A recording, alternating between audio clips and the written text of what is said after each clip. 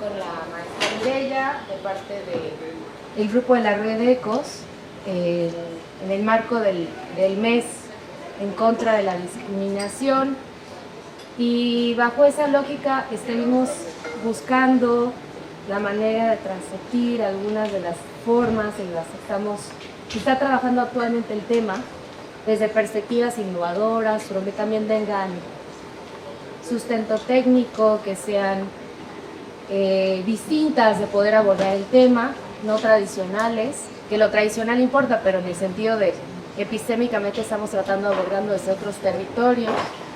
Y desde ahí yo le hice un llamado a una compañera que más quiero mucho. Diana es licenciada en Relaciones Internacionales por la UNAM. Después nos conocimos por Avatares de la Vida, ha sido una maestría en Filosofía. De hecho, es la primera maestra en Filosofía en México. Y ahora está haciendo su doctorado en estudios latinoamericanos también en la UNAM. Eso no es poco. Diana, yo la conocí haciendo más trabajo con gente en situación de calle, metiéndose a barrios súper pesados sola, que se va sol, y con otra banda muy, muy acelerada, sin miedo, diciendo cosas desde un territorio distinto, tratando de buscar un lenguaje desde el cual la academia entendiera o volteara a ver algunos temas que eran necesarios, e insistiendo. Y ahora, como me ha contado, a través de una red que se fue formando desde muchos otros latinoamericanos, han estado insistiendo en estas nuevas concepciones epistémicas. Entonces, por eso hoy tenemos aquí a la maestra Diana, y bueno, espero que sea un diálogo nutrido. Nena está muy acostumbrada a conversar, a contar un montón de preguntas, siempre dialoga, y seguro va a ser súper interesante. Pues muchas gracias, Diana. No, pues muchas gracias, Ita, al espacio por la invitación. Pues como dice Ita, me gusta mucho dialogar, pero traje como una pequeña presentación para poderles convidar algunos aspectos importantes que considero, pues no solamente por apuestas epistémicas, sino porque creo que también muchísimas veces cuando hablamos en un marco de derechos humanos, de repente llegamos como a involucrarnos tanto en un discurso, en un marco jurídico, o en todo el discurso de derecho humanero, por decirlo así, que muchas veces olvidamos también esta otra parte que aporta mucho, que a nivel filosófico, a nivel del sentir pensar, a nivel de la experiencia también, ¿no? Entonces, bueno, espero que esta exposición les pueda detonar como algunas reflexiones, y con gusto entramos en diálogo. Entonces, ¿tengo 40 minutos? Sí, la ves. Tú me dices si quieres que no. No, ya más que eso, faltando unos 5 minutitos. Eso. Cólelo. Entonces, está esa presentación que le puse, la accesibilidad, ¿será capacitista o no será? Porque creo que cuando hablamos, primero, hay que empezar mencionando que el capacitismo es un sistema poco nombrado, poco conocido, es un sistema de opresión parecido, ¿no?, al patriarcado, al colonialismo, al racismo, al eurocentrismo, y que de hecho coexiste, ¿no?, con muchos otros estos sistemas de opresión, hablando ahora sí en términos como de una interseccionalidad.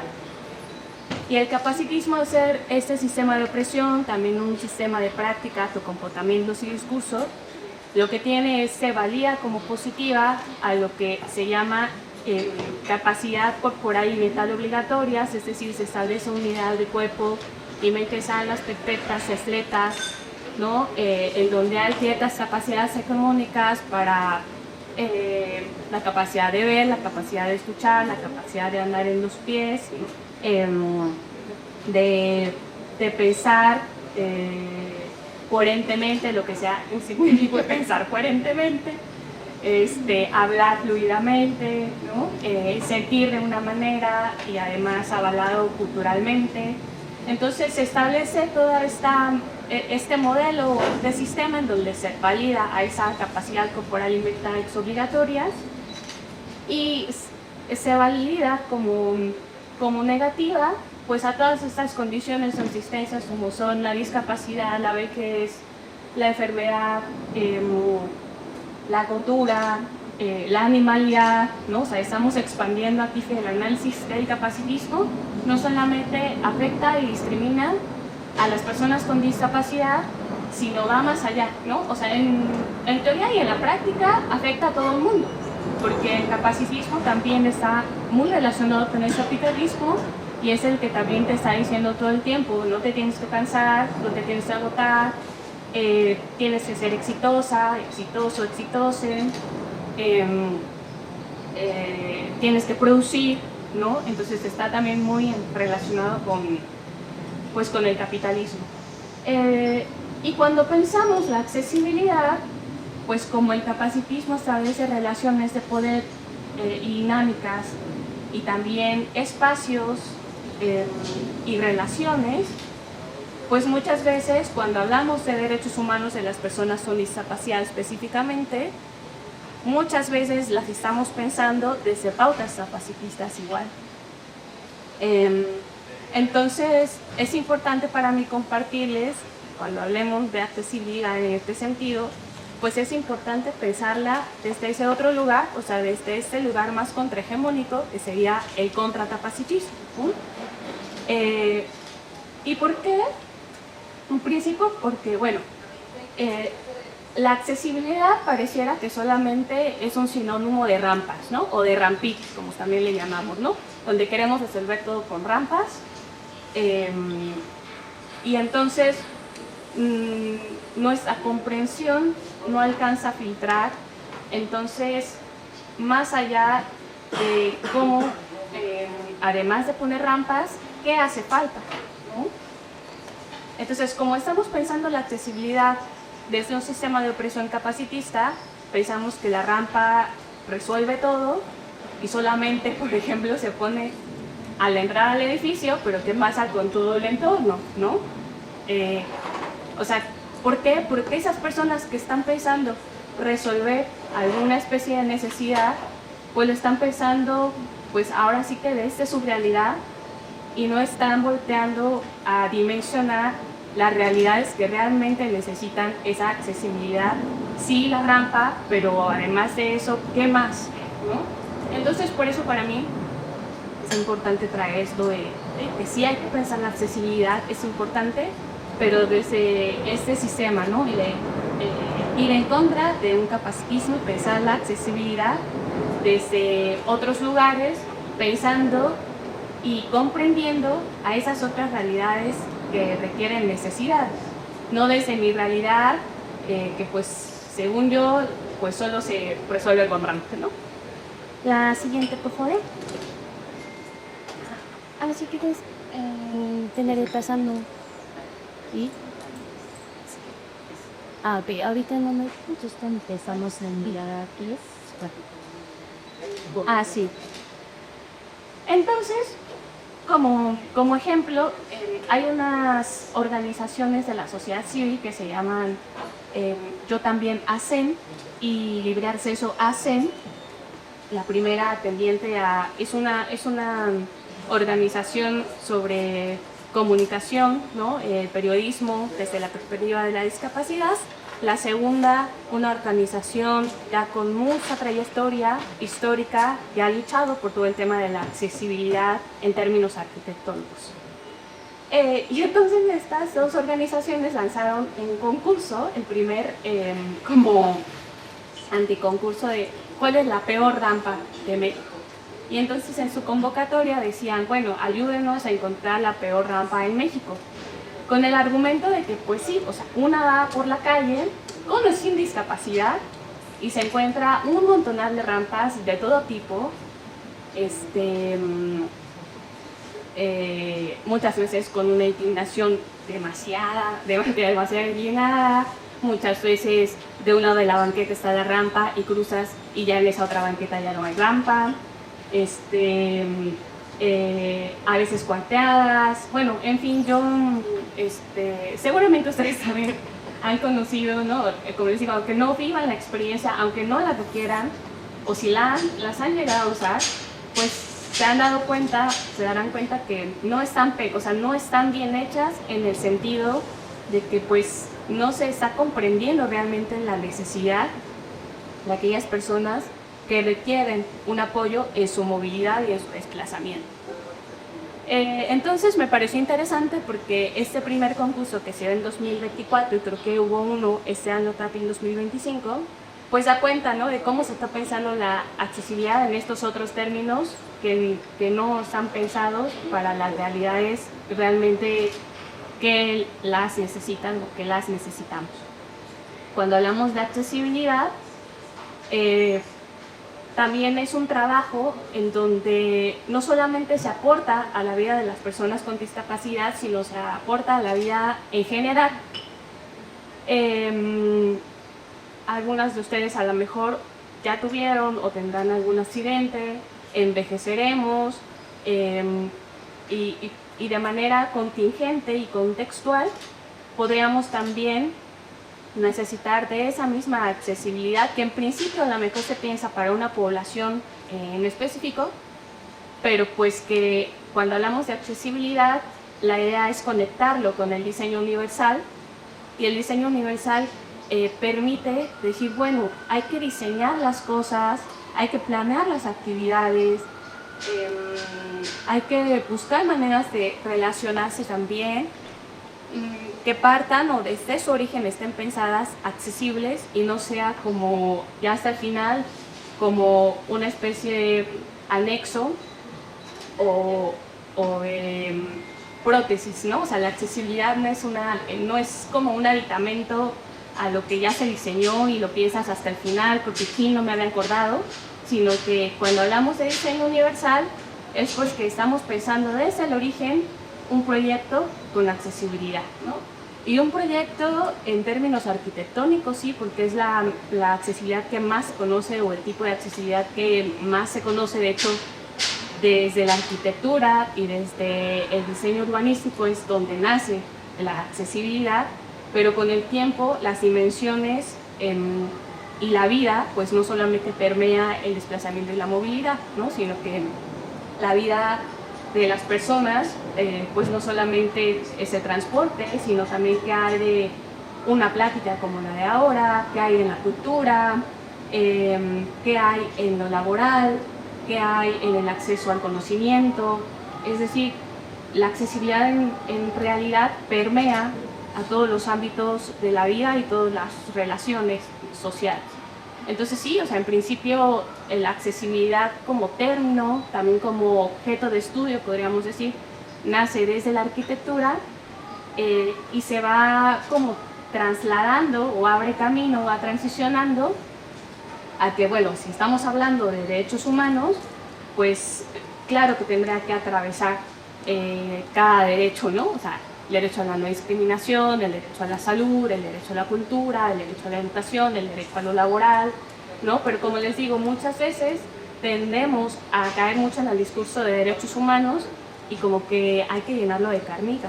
Y por eso estoy aquí un poco para poder combinar esa carnita y poder conectarlo sí con un discurso y una práctica de derechos humanos, pero también poder salir, ¿no? Como dice Ita, pues la reflexión crítica también es importante y poder también compartir desde otra narrativa que es la accesibilidad, a lo mejor permite el poder comprender o poder tener la intención de practicar mejor este tipo de experiencias, de realidades o materializar mejor lo que podría significar accesibilidad.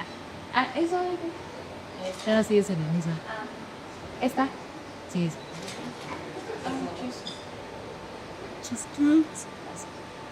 Sí.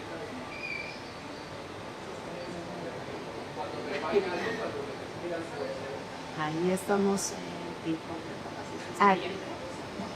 Entonces, bueno, el contracapacitismo en este sentido implica primero identificar las existencias con discapacidad, enfermas, ¿no?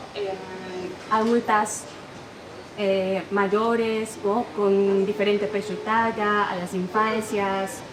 En ese sentido es como afirmar la existencia afirmar la existencia de todas estas personas con esas condiciones.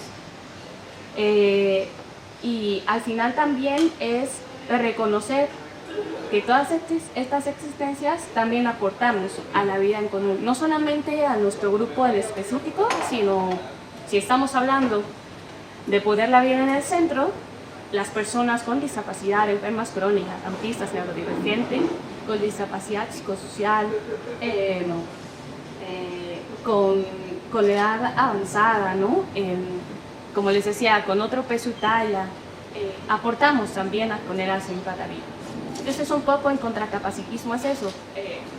Si el sistema de opresión capacitista valida como negativa esas existencias, pues el contracapacitismo estaría desde ese otro lugar, ¿no? Al contrario, dignificar y afirmar la existencia de las personas con todas estas condiciones y reconocer también epistémicamente sus aportes.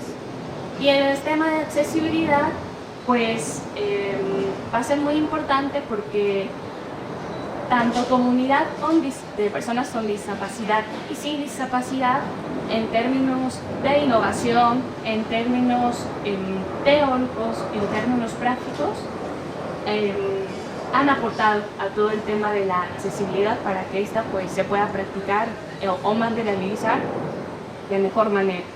Existe ese lema, ¿no? Nada sobre nosotras y nosotras, es un lema que viene del movimiento social de las personas con discapacidad. Y es un lema muy importante porque en muchos espacios, institucionales o no, pues muchas veces se habla por las personas con discapacidad o no hay grupos de trabajo en donde se integra personas con discapacidad o ni siquiera hay personas con discapacidad como asesoras en los proyectos que tienen que ver con las personas con discapacidad, ni mucho menos personas que al final puedan testear o evaluar los proyectos de accesibilidad que se supone que si son dirigidas para ellas y van a ser las beneficiarias, no hay un testeo y no hay una evaluación.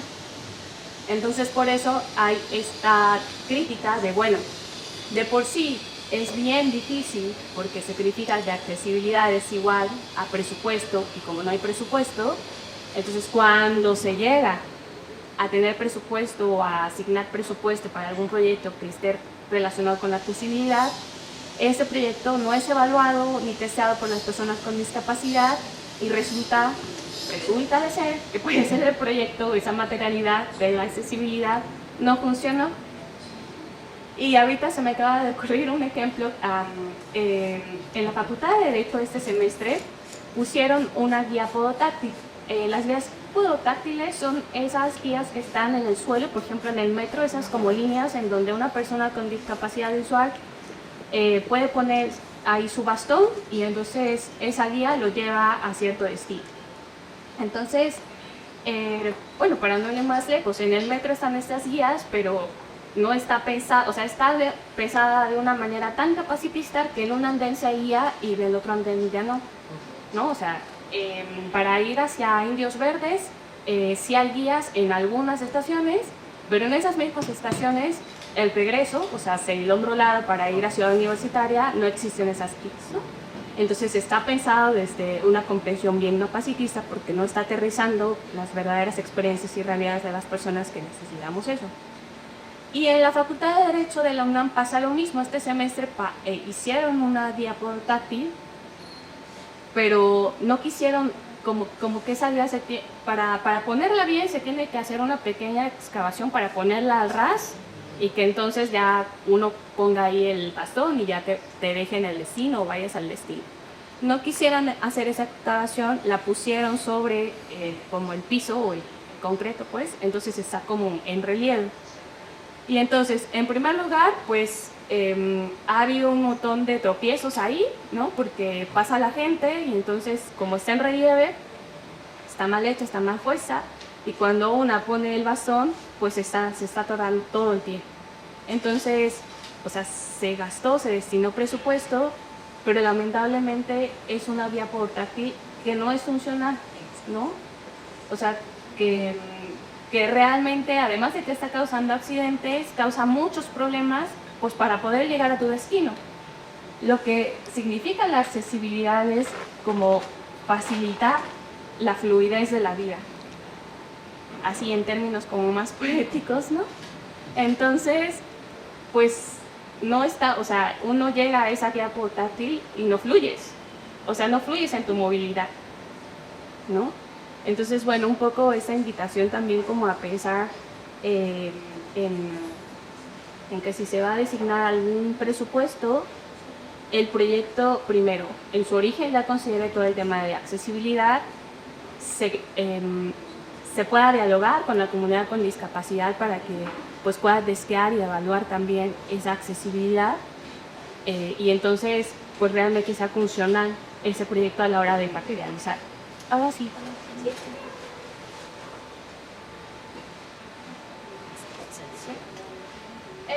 Hay una feminista que me gusta mucho, que se llama Sara Ahmed.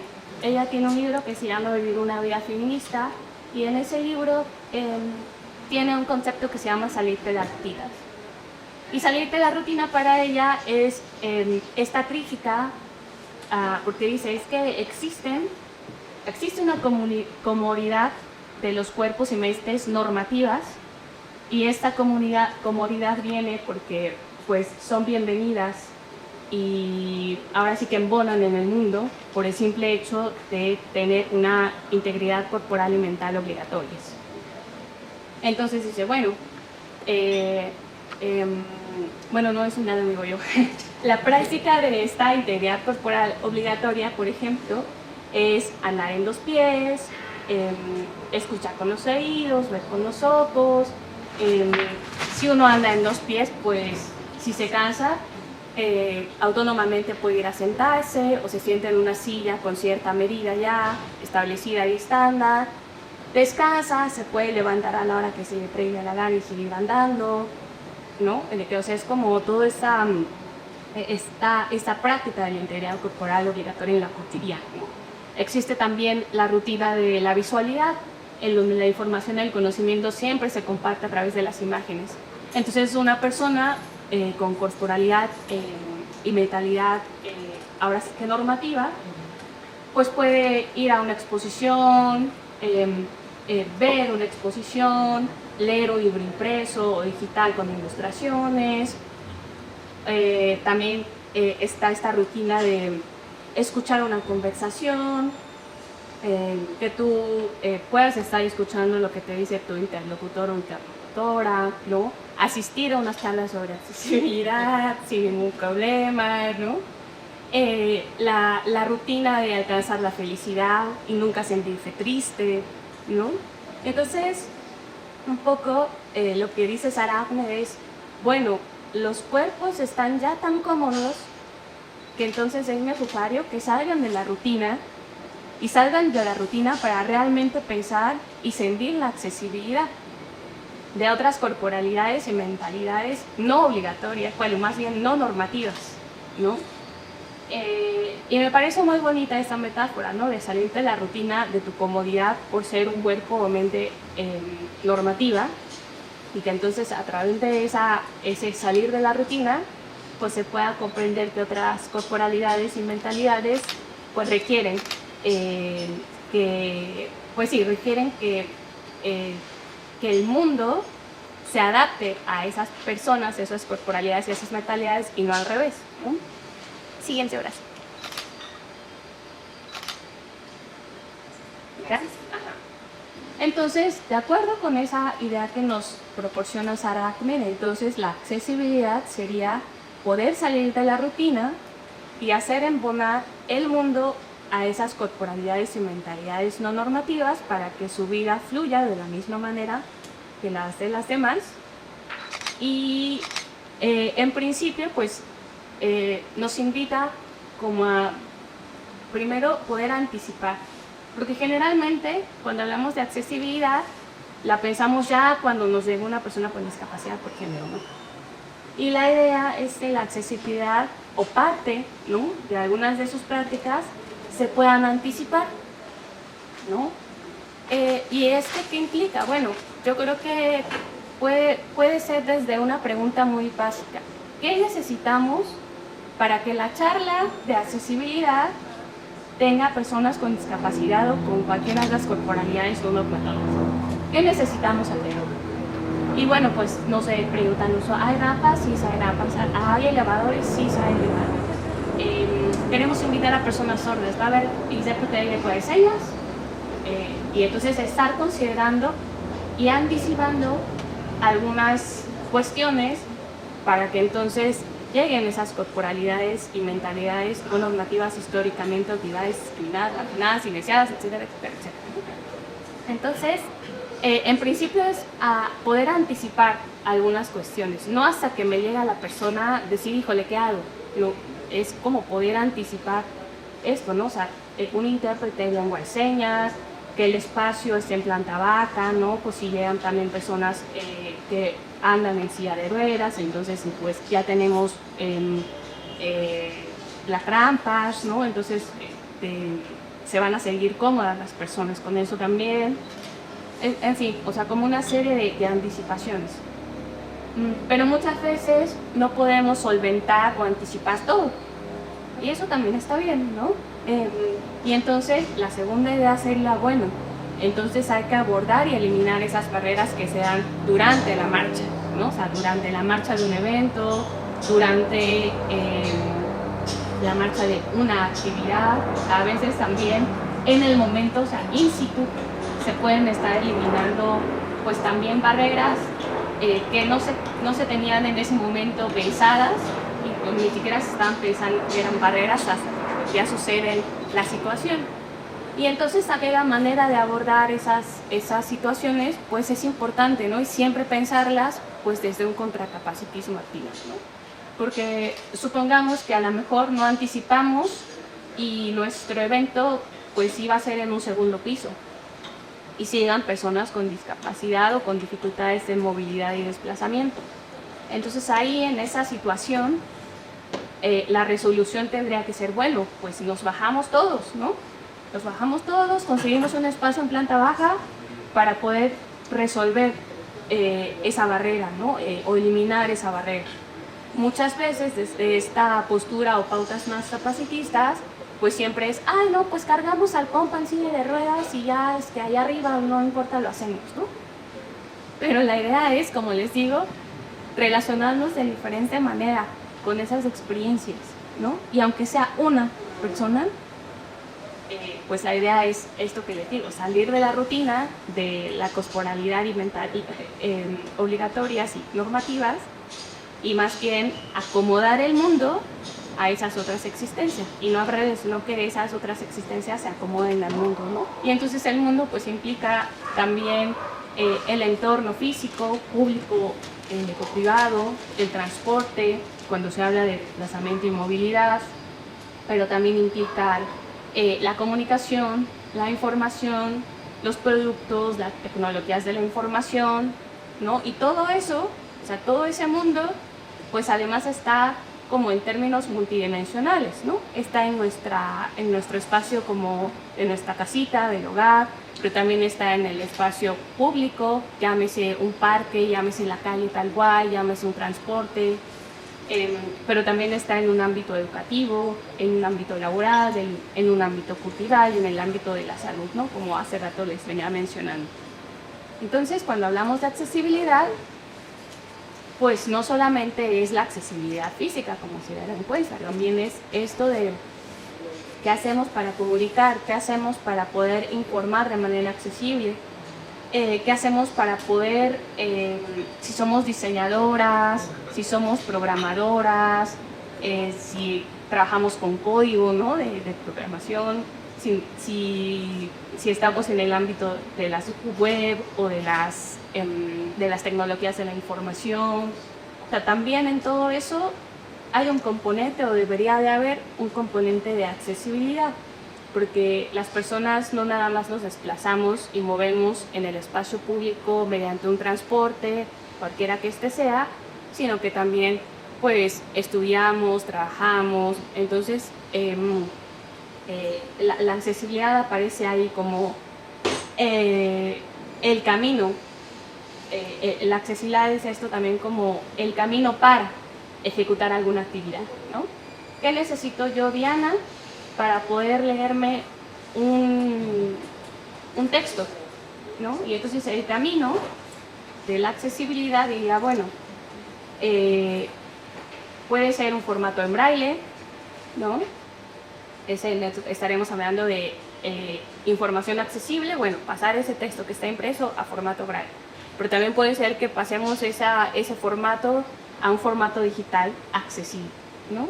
Entonces son como esos caminos para que yo pueda al final llegar a ese objetivo, que es leer un libro, ¿no? Entonces al menos hay dos caminos accesibles, ¿no? O formatos accesibles, el formato braille o el formato digital accesible. Pero ¿qué tal si una persona no es ciega como yo y tiene baja visión?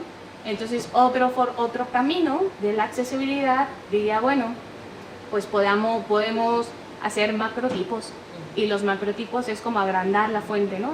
Agrandar como la letra a cierto, pues sí, como a cierto tamaño. Ahí sí también depende mucho de la persona a la que va a dar ese texto, pero pues puede ser eso, agrandarle la letra para que pueda leer ese texto, ¿no? O también otro camino puede ser cambiar el contraste. Generalmente siempre es fondo negro y letras negras y lo que hace un texto. Entonces, pues jugar con los contrastes, y a lo mejor las personas se sienten mejor con un fondo negro y letras amarillas o letras blancas, o qué tal si son daltónicas, pues hay que jugar más con los contrastes. Entonces ahí abrimos como todo un camino de opciones para que la persona, de acuerdo a sus necesidades, pues pueda acceder a la lectura y tener el derecho también a la cultura, ¿no? Porque al final pues son interdependientes, ¿no? Estos derechos o estas maneras, ¿no? Entonces al final es como abrir la accesibilidad, es como abrir diferentes opciones y al final se llega a un mismo punto, ¿no? Leer.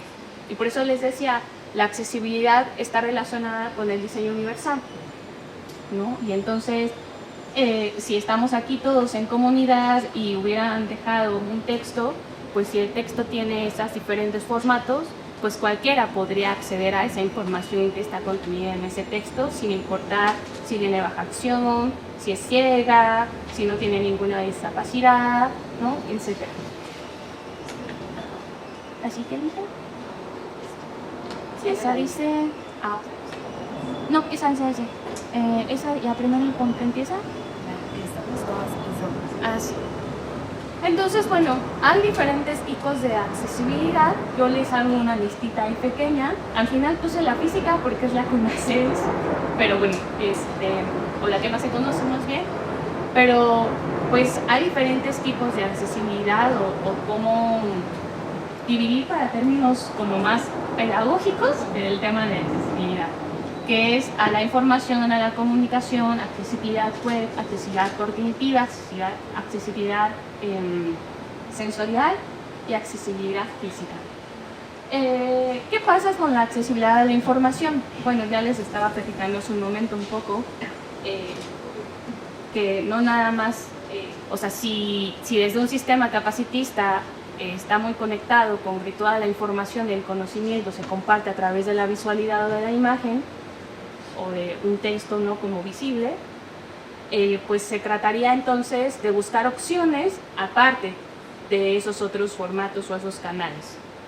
Entonces, pues a la información le estaríamos pensando no solamente en información digital o textos digitales o con macrotipos o para que sean usados con contrastes, sino también pensemos en la comunidad sorda, ¿no? Y entonces, ¿cómo acceder a la comunidad sorda a la información? Pues mediante lengua de señas, ¿no? Entonces, pues, cuando pensamos en la accesibilidad para la comunidad sorda, estamos pensando que el acceso a la información va a ser mediante lengua de señas o también en formato escrito, por si algunas también saben leer y escribir, ¿no? O ambas cosas.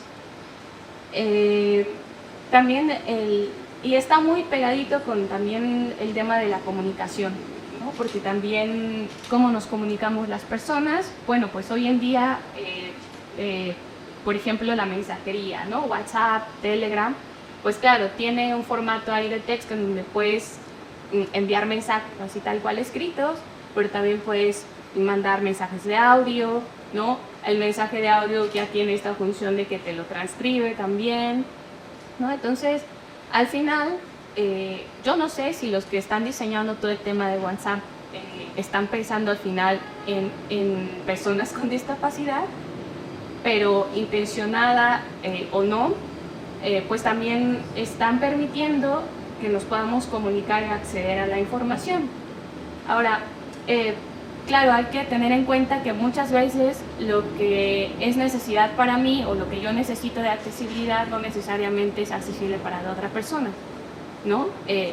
Pensemos en la comunidad sorda y la comunidad de personas con discapacidad visual, ¿no? Porque uno podría decir, bueno, sí, tú me mandas audio por WhatsApp y no hay problema, pero si en ese grupo de WhatsApp hay una persona sorda, pues ahí ya como que le damos el derecho a la información y a la comunicación.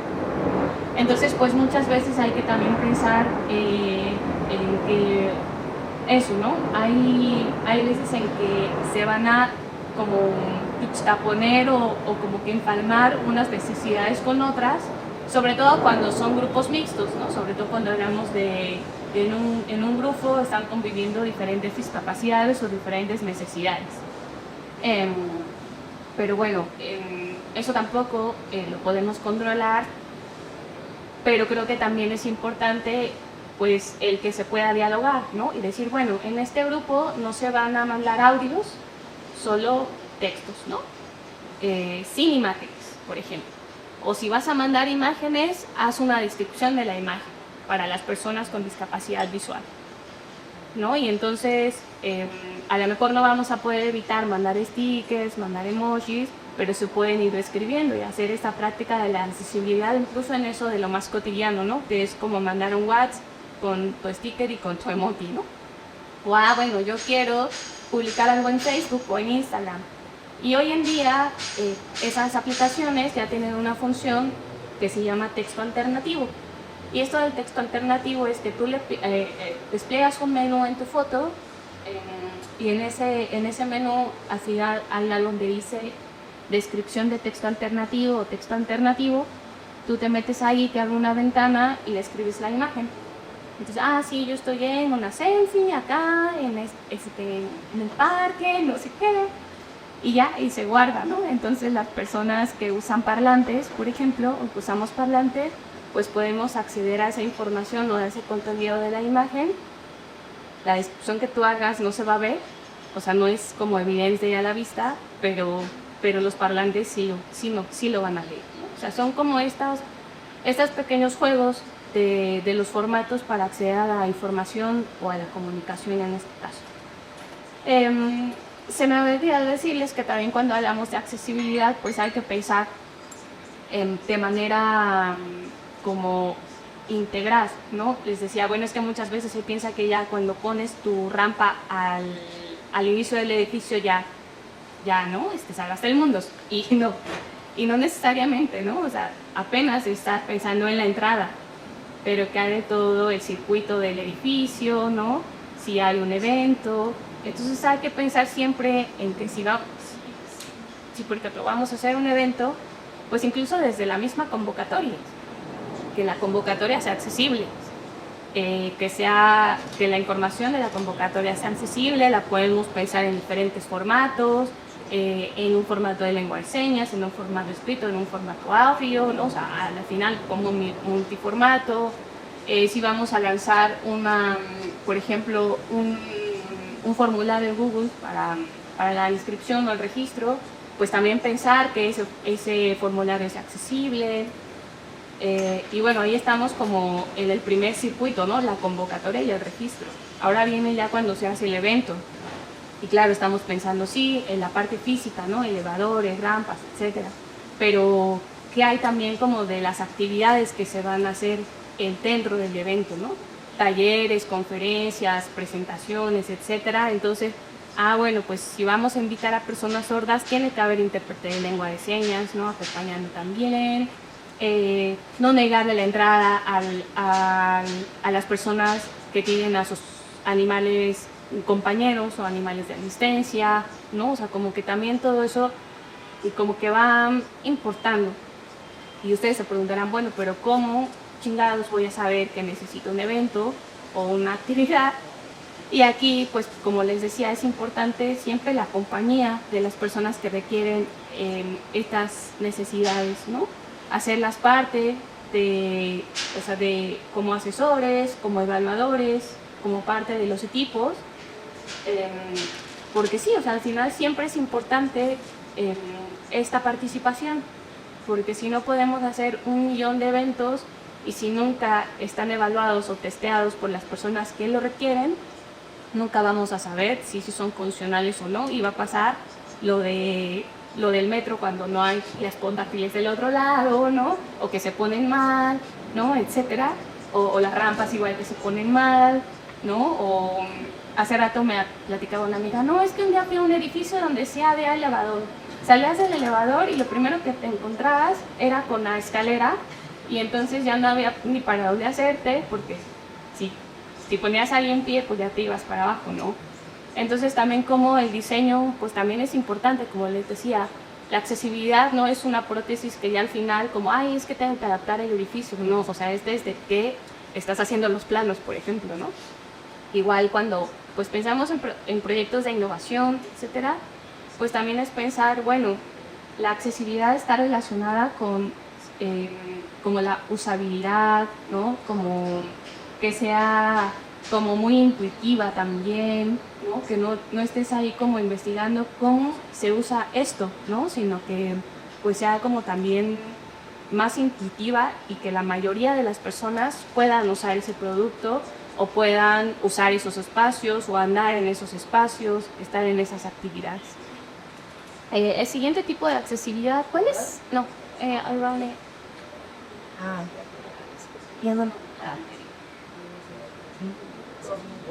Sí. Entonces, la accesibilidad web.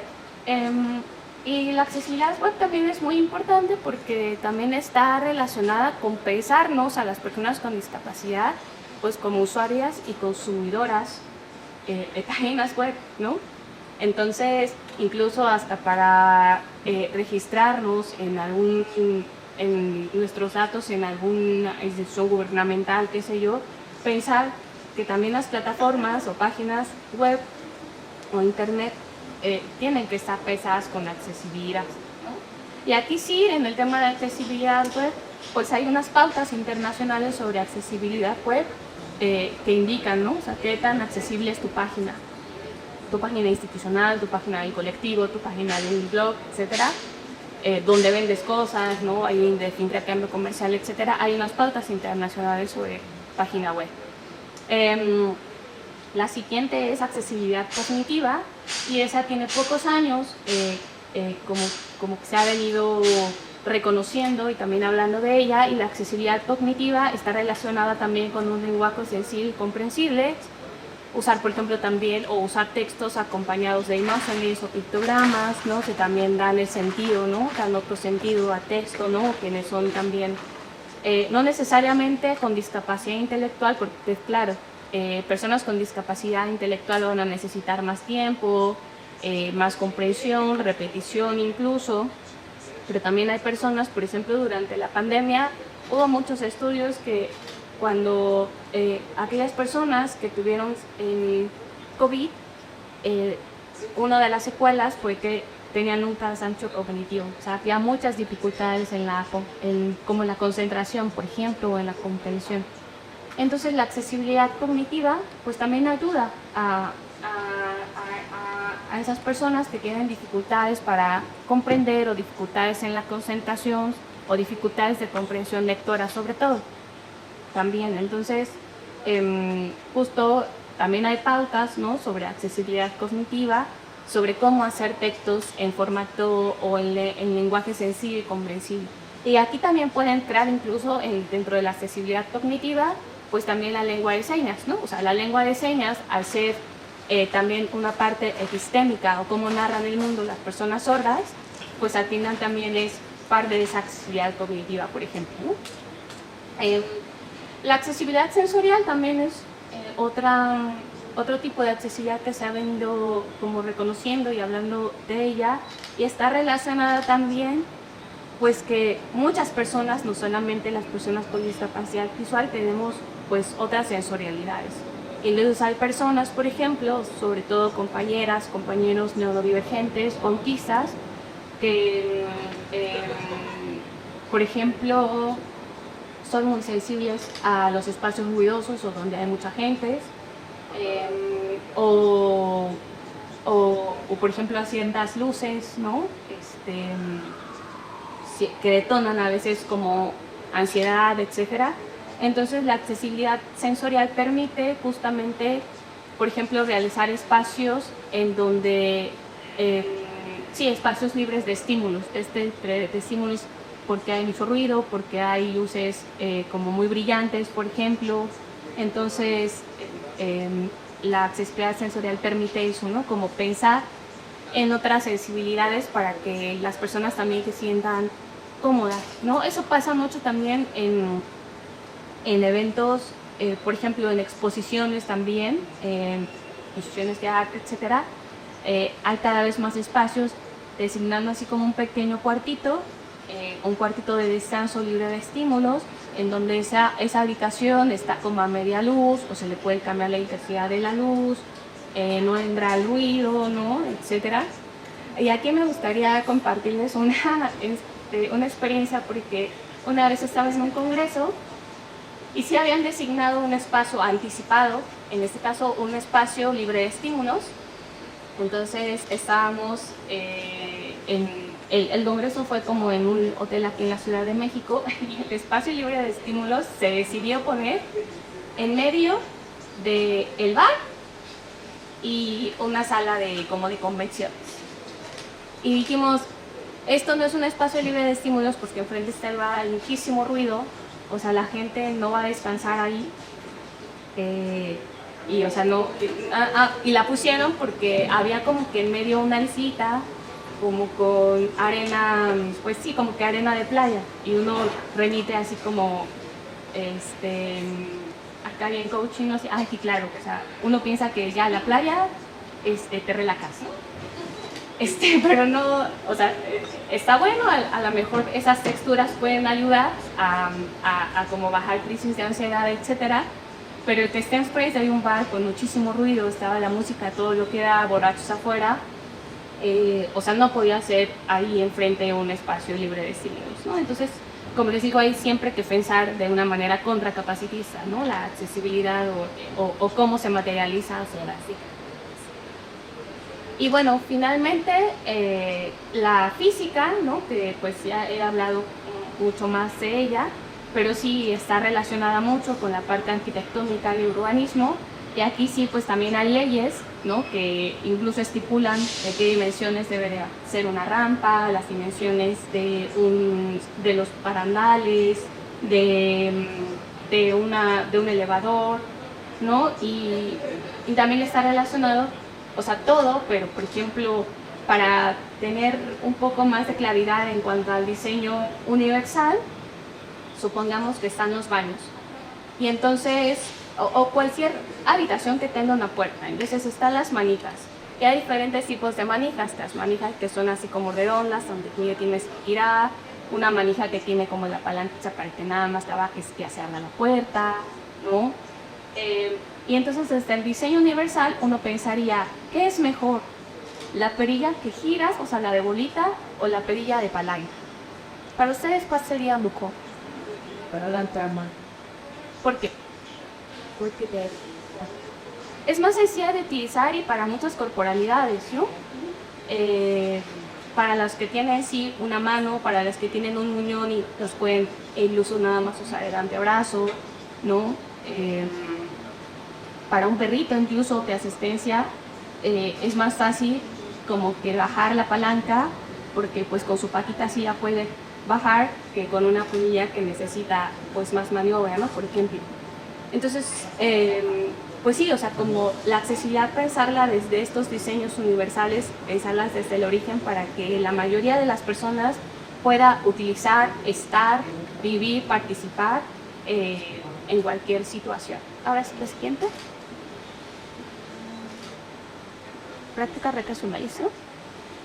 Y para ir terminando justo, pues quiero concluir con esto, de que la accesibilidad pues implica prácticas relacionales, tanto institucionales como comunitarias, ¿no? Muchas veces, como les decía, claro, las instituciones tienen que cumplir, ¿no? Esto de cumplir se me hace como hace muy pesado, pero pues al final a veces así es como la imaginación dentro de las instituciones, pero eso no quita que no hagamos comunidad al mismo interior de las instituciones o incluso fuera, ¿no? Cuando no hablamos de instituciones.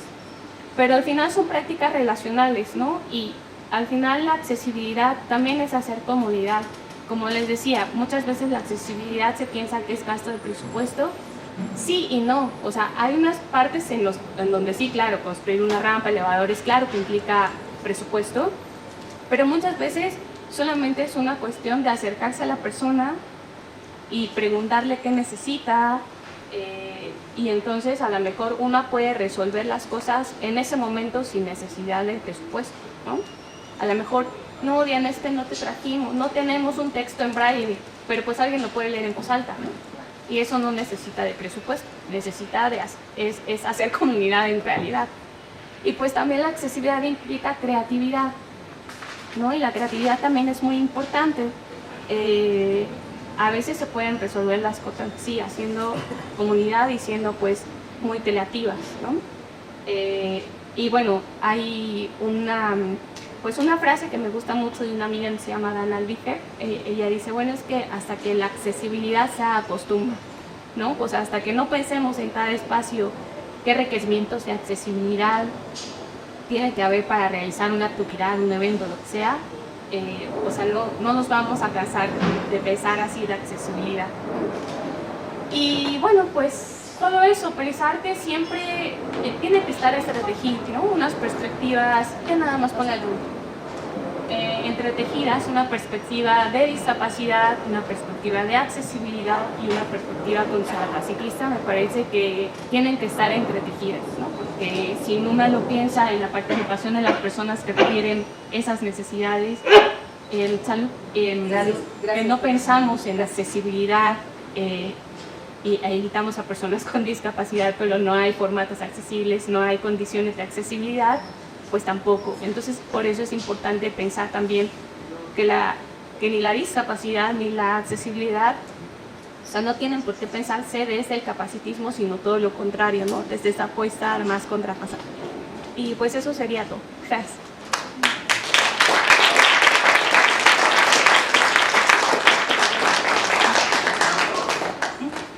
Bueno, ahora no sé si se abre diálogo y se me olvidó algo importante. Diana Colina también un grupo en Claxon con otra compañera sobre estos temas y no lo dice porque es muy humilde, pero a unos días de que va a publicar un libro muy interesante y ojalá y también pueda recibir algo con él. No sé si alguien quiere preguntar, comentar. Sí, por favor. Hola, mucho gusto, muchas gracias por la charla, ha sido muy interesante, muy enriquecedora. Y me queda una duda, ¿no? Bueno, algunas, las más importantes, por ejemplo, mencionaba que es muy importante tener en cuenta una comunidad, ¿no? Para poder trabajar los proyectos. Como bien menciona, pues el presupuesto muchas veces es limitante. Pero me interesa saber si hay, por ejemplo, algún grupo que se dedique a dar estas asesorías o las que podamos estar en contacto para decirles, oye, por ejemplo, ¿no? Yo estoy desarrollando mi sitio web, podrían probarlo, podrían darnos algún tipo de feedback, o por ejemplo también traductores para braille, no sé qué quita es en específico, ¿no? Estaría muy interesante saberlo y pues tener como esa información para ponerlos en contacto con bibliotecas, cuando hay algún presupuesto de acervo, incluso trabajos académicos. Sí, claro. Pues yo creo que, bueno, también cuando se habla de conocimiento, ¿no? De proyectos de innovación y eso también está, siempre hay que tener en cuenta evitar el extractivismo epistémico también, ¿no? Porque eso también hay muchísimo, ¿no? Y entonces siempre, y no nada más con las personas con discapacidad, ¿no? Con población indígena, con población de la comunidad LGBT, etcétera. Siempre hay una instrumentalización de la comunidad donde no hay una retribución y devolución a la comunidad por su aporte, en este caso de asesoramiento o de evaluación. Devolución y retroalimentación, ya sea económica o de otro tipo, o sea, siempre hay que acordar siempre con la comunidad eso, porque sí, o sea, en principio claro que es importante el diálogo con las comunidades, pero también es importante evitar los extractivismos. Entonces yo te diría, bueno, o sea, hay un montón de escuelas, hay un montón de organizaciones que tocan el tema de discapacidad o incluso otras, y pues acercarse a ellas y llegar como plantearles el proyecto, llegar a un acuerdo, cuál podría ser su participación, cuál sería tu devolución o retroalimento o sí, como retribución a la comunidad después de la asesoría o el testeo, etcétera. O sea, pero creo que sí hay que ponerlos en términos de generar acuerdos siempre, ¿no? Para que tanto quien lleva el proyecto de innovación o de un proyecto de accesibilidad pues pueda lograr los objetivos y materializar y que funcionar, pero también una devolución a la comunidad con la que trabajaste, que se está retroalimentando también a tu proyecto, ¿no? Ok, claro. Muchas gracias. Sí. Y mi segunda pregunta sería, por ejemplo, ¿qué piensa de, bueno, mencionaba el diseño universal en edificios nuevos y demás, pero ¿qué pasa con los edificios viejos, no? O sea, no todo se puede renovar, hay edificios históricos y demás. ¿Qué propuesta o más o menos qué piensa usted que se podría hacer con esos edificios? Porque a veces no se pueden implementar ni siquiera elevadores.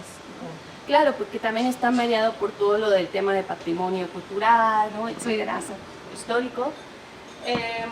Bueno, pues yo de entrada te diría, bueno, sí, tal vez arquitectónicamente no se puede como mover algo, pero pues también se tendría que saber las dimensiones, por ejemplo, de las entradas y a lo mejor, pues sí, por ahí sí cabe una silla de ruedas.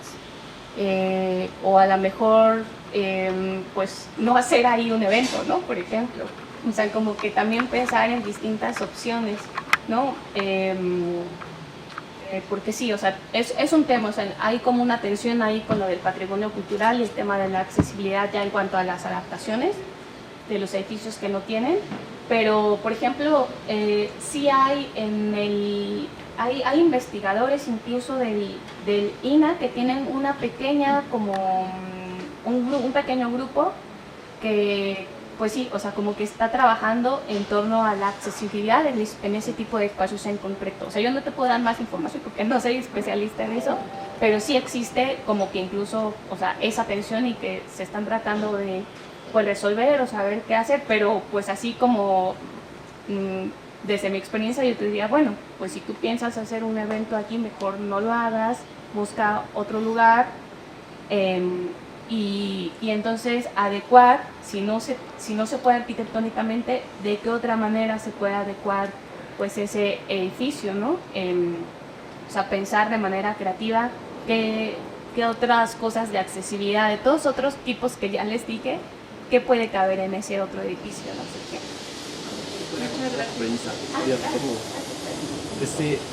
Mira, se han hecho proyectos, por ejemplo, en Taiwán, de historia de recuperación del patrimonio de la memoria industrial, por ejemplo. Entonces, yo creo que también tiene que haber un cambio de actitud con respecto a lo que pensamos sobre nuestro patrimonio histórico arquitectónico. Por ejemplo, en Taiwán lo que se hizo fue que se tomaron videos, fotografías, se hacen reconstrucciones de algunos elementos que históricamente fueron importantes en los juegos arquitectónicos y se dejan para la memoria histórica. y los edificios se adaptan para las personas con discapacidad o para los usos modernos que se ven hoy en día. Entonces yo creo que tiene que ver más bien también con un cambio de cómo concebimos de su propio patrimonio y cómo lo resguardamos, que no tenga que ser necesariamente física, ¿no? La compañera. Hola, la sola de quieres ahí. Hasta tirar la seguridad, la accesibilidad. Que me visto que es más capacidades. Pero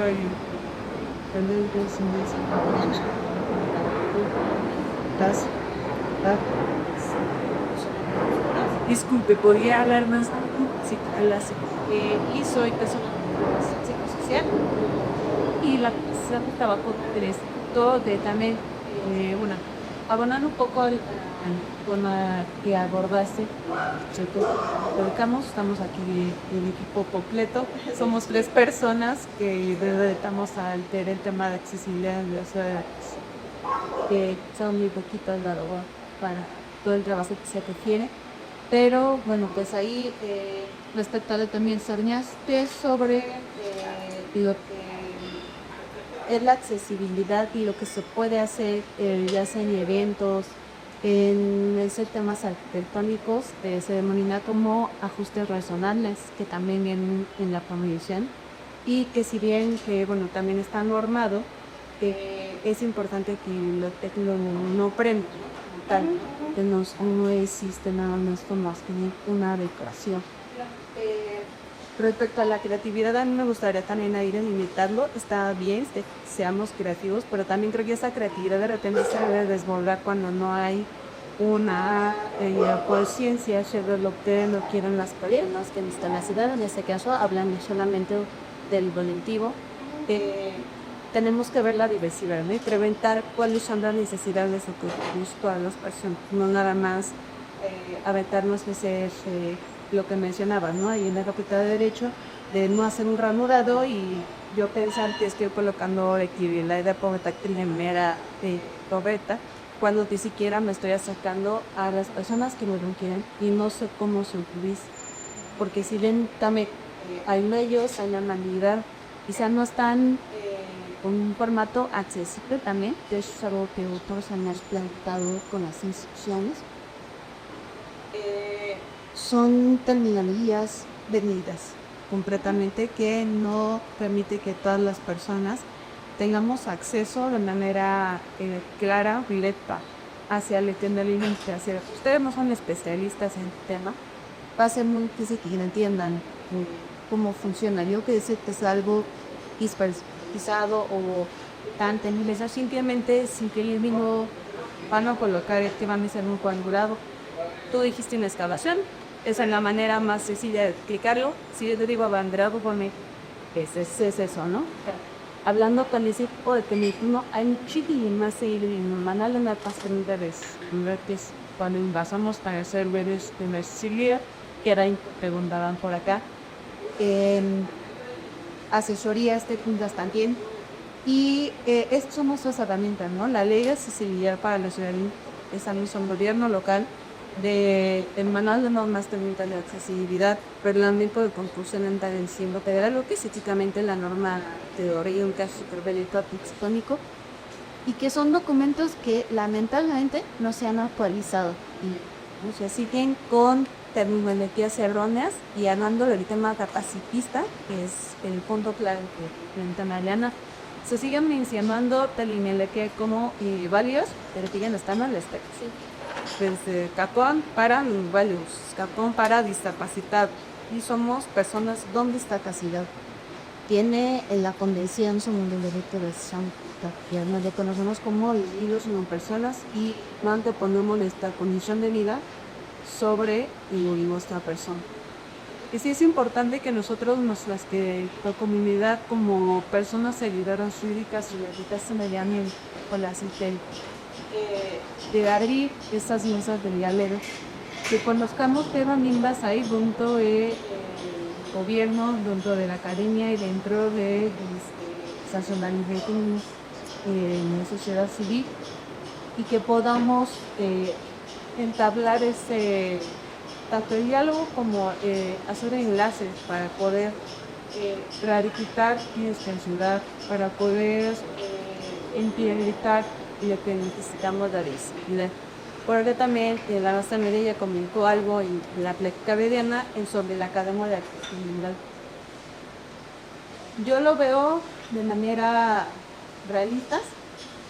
Sé que el tema de presupuesto, como suena Diana, sí, pues sí, no, pero de repente también es un pretexto y sí, horas. No me dispan mucho el que no quieren hacer ciclos adecuaciones, que hay mucha limitaje porque se está arrendando el edificio y la persona que dueña no quiere hacer los cambios o que simplemente no necesitan que su coche es una realidad.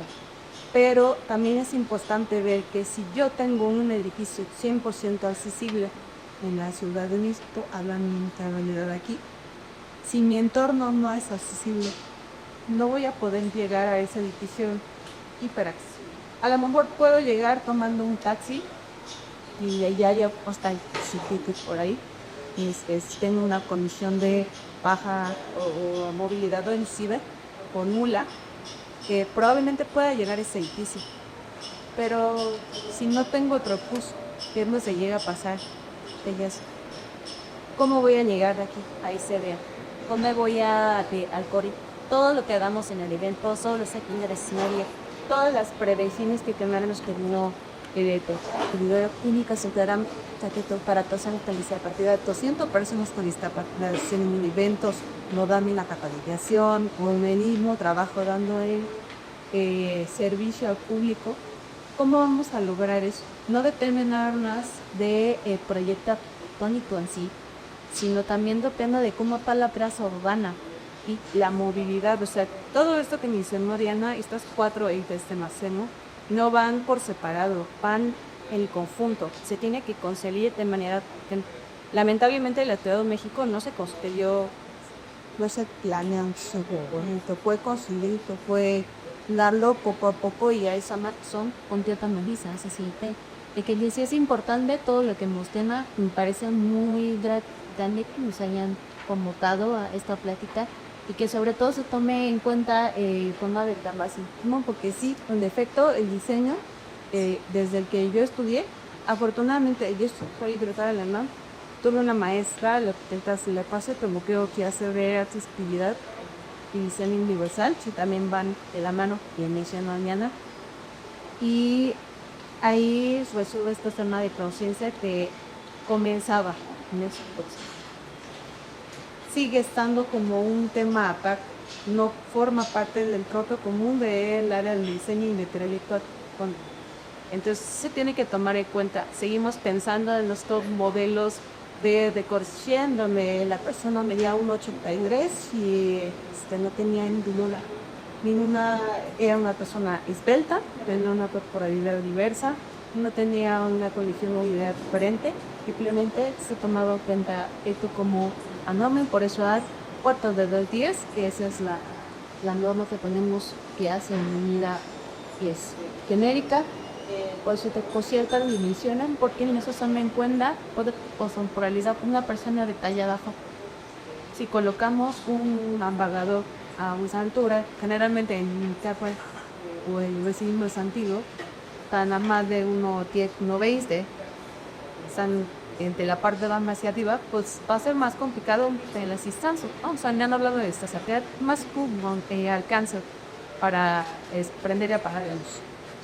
Y que resulta más sencillo para todas las personas y tomar en cuenta las condiciones de vida o lo que me decía Diana. Probablemente vamos a poner un accidente, nos va a decir yo toqué el apagador a la altura no mi mano, iba a ser para uso de personas elevadas, tienen una capacidad de motriz, hablando de personas talla baja, para si cargo alguna bolsa de la resultación sencillo hacer uso en el apanador para el pase, etc.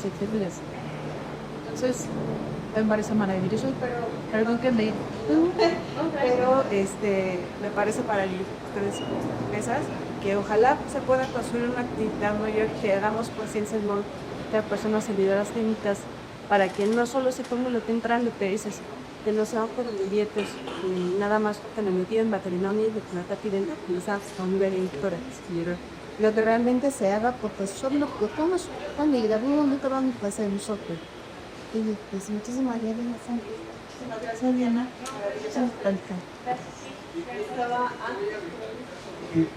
Seré breve, nada más soy Arte Figueroa, Diana, muchas gracias por la claridad y contundencia. A mí me gustaría más preguntarte algo, para que tú nos des tu opinión. Hablamos de personas con discapacidad y de esta accesibilidad o de ese capacity. Pero todos nosotros, por muy jóvenes que hay algunos por aquí, somos personas con discapacidad en potencia.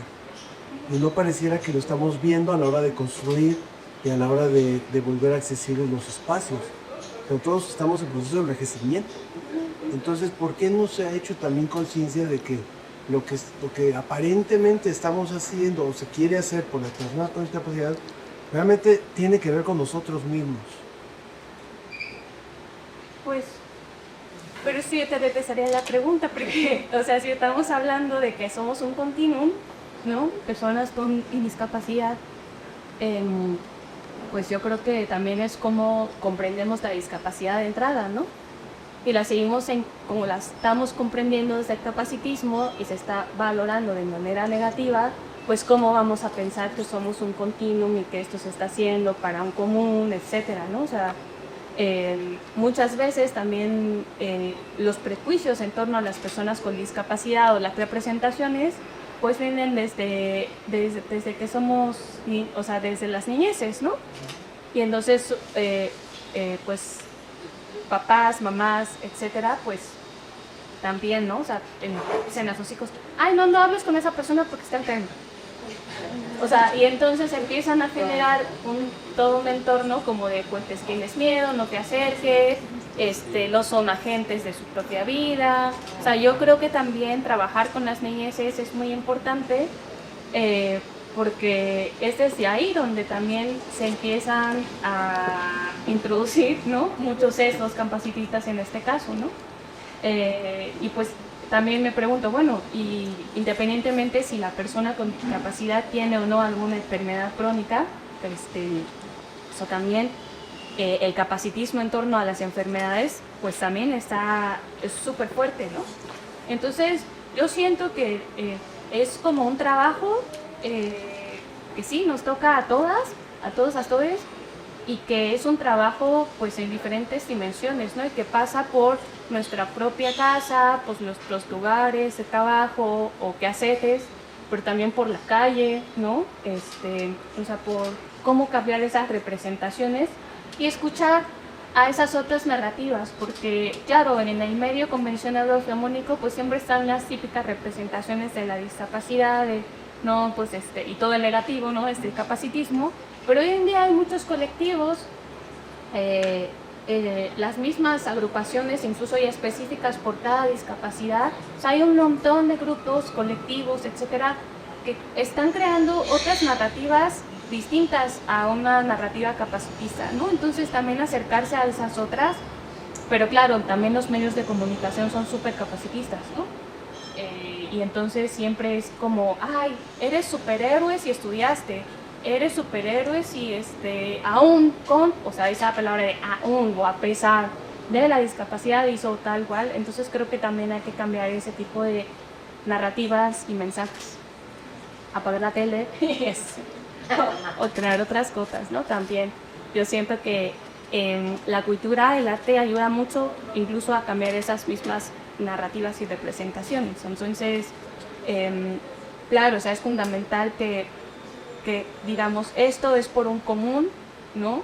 Pero pues muchas veces, como se sigue comprendiendo a la discapacidad desde el capacitismo, pues por eso siempre se niega, no se quiere envejecer, no se quiere, o sea, porque sí he escuchado, mi propia abuela me decía, no, es que yo no quiero, pues sí, como vivir más para que no me estén cambiando el pañal y no tenga que depender. Y me pareció muy capacitista esa frase, al final, ¿no? Y es por eso, porque pues siempre tenemos miedo a esas otras condiciones, porque siempre es esta aversión a necesitar apoyos, ¿no? Y creo que hay que empezar por eso, por decir, pues todas somos precarias, todas necesitaremos contextual o en diferente grado apoyos de distintas maneras, ¿no? Sea una persona de los animales de compañía, de sostén material como son la arquitectónica, la arquitectura y el urbanismo, pero también sostén afectivo, pero también sostén, o sea, al final como que pues sí, es como aprender a que los apoyos son parte de nuestra vida, ¿no? Y que no tiene nada de palo, como pues eso, requerir de apoyo de cualquier tipo, ¿no? En diferente contexto, grado y circunstancia también.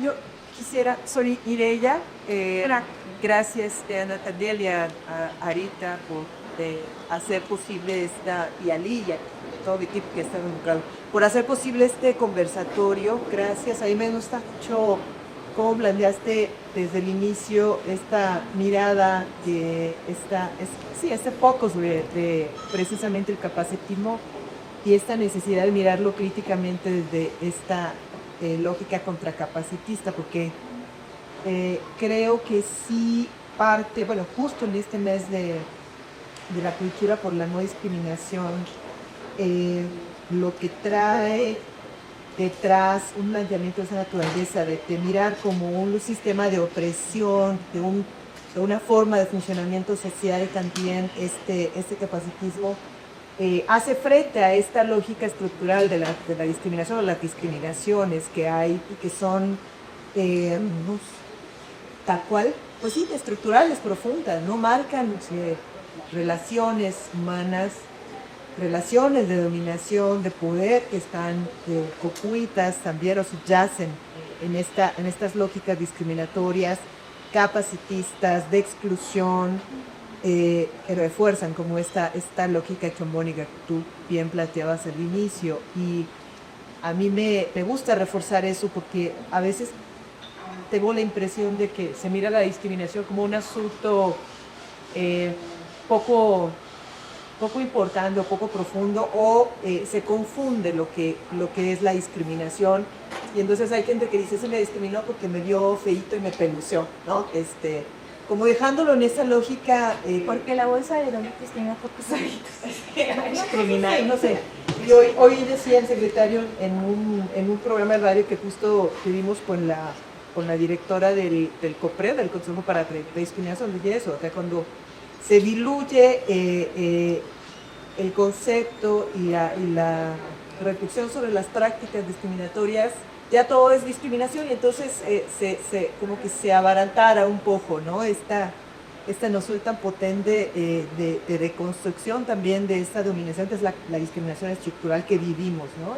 Y eso es lo que está a la base, me parece, de esta propuesta, de reconocer que vivimos en esa desigualdad estructural que también es producida por la discriminación, por estas formas relacionales y conceptos sobre el otro, sobre la otra persona, que me es ajena y que como no encaja en estos modelos hegemónicos, pues es desechable, ¿no? Son los nadies de Galeano, son etcétera. Entonces reflexionar sobre eso es importante, interesante, no solo para nuestra vida cotidiana, sino que de acuerdo que permean todas nuestras capas o los ámbitos sociales, ¿no? Donde desarrollamos, desde la familia, más micro y cercano, nuestras relaciones, ¿no? Más íntimas, hasta lo macro y las grandes políticas, modelos económicos, no sé, bajo esta revelable Beatriz Sassari. Pero también siempre he creído que como parte del servicio público tenemos una obligación ahí de doble o triple para acercarnos a conocer estas problemáticas que en la vida de los hechos funcionan como obstáculos para acceder a derechos, ¿no? Tenemos que garantizar como parte del servicio. Y aquí estamos hablando del derecho a la ciencia y del derecho a la educación y al conocimiento, y cómo hacemos combate a esas brechas que queremos hacer en este país. El secretario ha sido muy claro cuando lo plantea, cuando no volteamos a mirar estas franjas que quedan fuera de lo normativo, que requieren de ajustes razonables, de una mirada diferenciada, de un encopia de dice, que nos ayude a decir con ese respaldo claro de la obligación del Estado, ¿no? Que sí tenemos que, o sea, no es opcional para nosotras, pues es lo que quiero decir. Tenemos que mirar que efectivamente esos eventos sean accesibles, que una persona que va a venir a solicitar o va a quejarse o va a realizar alguna intervención que te la acepte, tiene que tener por la vía de los hechos acceso a esos servicios en la condición que sea de manera diferenciada. Y eso implica, pues sí, un asunto que me parece que tenemos que tener muy claro. Y otro punto que quería decir para ya no agantallar mucho el micrófono y el tiempo, esta lógica de diseño universal me parece realmente como una figura que yo desde mi romanticismo, que siempre reivindico, me parece una figura metafórica también, o sea, no solo que la tenemos que hacer real, sino eso, son donde que estamos, todas y todos, como somos, ¿no? de la forma en la que somos física, fisiológica, mental, culturalmente, y me parece que eso del Diseño Universal es como algo que lo representa, como en esta intencionalidad de generar realidades donde todos vivamos con dignidad y es eso, pensado este mundo para todo. Solo quería decir que tiene precisamente pues, sí, de este marco de derechos para ciudades, pues eso.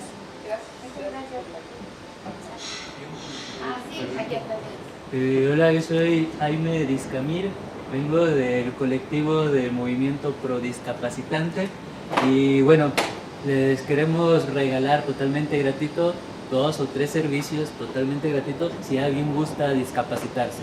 Le ayudamos a quedarse ciego, sordo, parapléjico, le ayudamos a encontrar la discapacidad adecuada para su vida. ¿Va que va?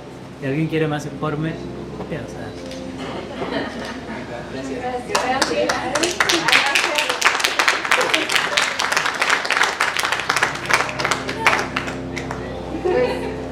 Pues nada, creo que con esto ya... ¿Alguien más? Creo que con esto cerramos la charla y bueno, pues nada, Diana, muchas gracias. La verdad es que siempre escucharte es refrescante y hace pensar, por ejemplo, es un gusto de que tú aprendes la teoría y resistir y establecido es falta de echarle pellizco, que se lo estoy yo siempre, y que puedas sacudir un poco de pronto esta aparente normalidad y tranquilidad o calma extraña en la que vivimos la mayoría y que de pronto nos hace repensar que hay otros territorios que tenemos que explorar y que desde la teoría también se está construyendo, ¿no? Eso sí es importante. Es una Secretaría también de Educación y de Ciencia y esta pregunta de para qué la ciencia, para qué los científicos, para qué los académicos tienen que tener siempre un pie ahí, ¿no? Y entonces está todos estos territorios, la horizontalidad, las prácticas, acción, teoría, acción y demás, creo que nos tendrían que estar haciendo todos los días al menos un poco de chispazos para replantear por dónde estamos trabajando. Entonces, muchas gracias, Diana, la vez que eres siempre una luz en el campo. Muchas gracias. Gracias a todos. Gracias.